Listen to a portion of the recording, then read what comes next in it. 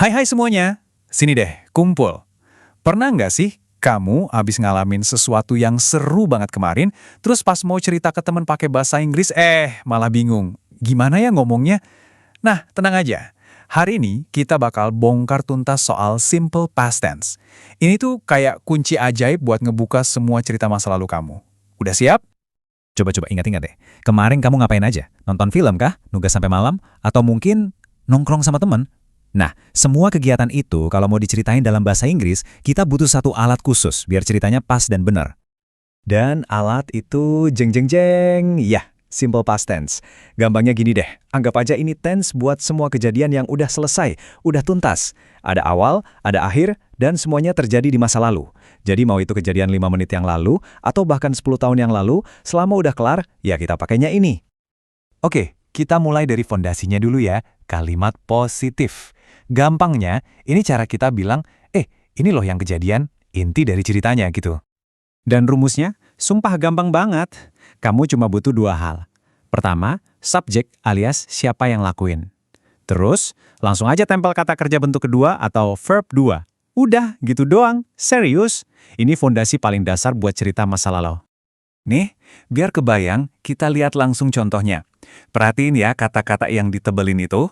Finished, visited, opened. Nah, itu semua adalah verb 2. Cuma dengan ngubah satu kata itu aja, kita semua langsung klik. Oh, kejadiannya udah lewat toh. Simpel banget kan? Tapi kan, cerita itu nggak selalu tentang apa yang terjadi, ya kan? Kadang, bagian paling penting dari cerita justru apa yang nggak terjadi.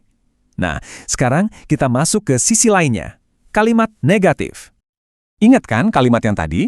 She finished her assignment. Dia menyelesaikan tugasnya. Jelas, positif. Nah, sekarang, gimana kalau ternyata dia nggak nyelesain tugasnya? Coba perhatiin baik-baik apa yang berubah dari kalimatnya. Nah, ini dia nih sulapnya. Lihat deh, kata finished yang tadi verb 2 sekarang berubah jadi did not finish.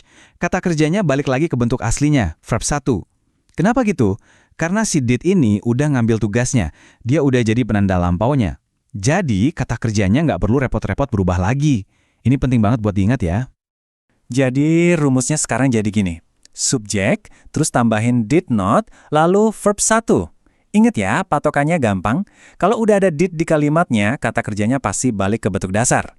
Nggak boleh double, cukup satu aja penanda lampaunya.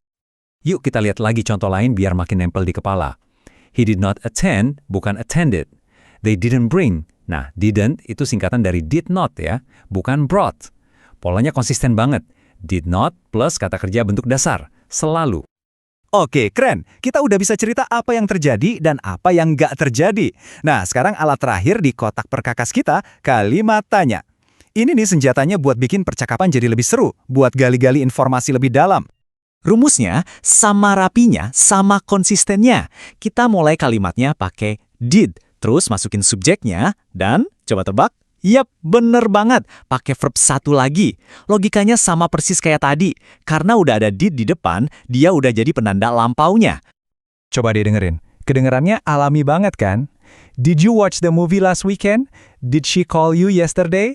Polanya itu-itu aja. Jadi begitu kamu hafal, gampang banget buat bikin pertanyaan sendiri.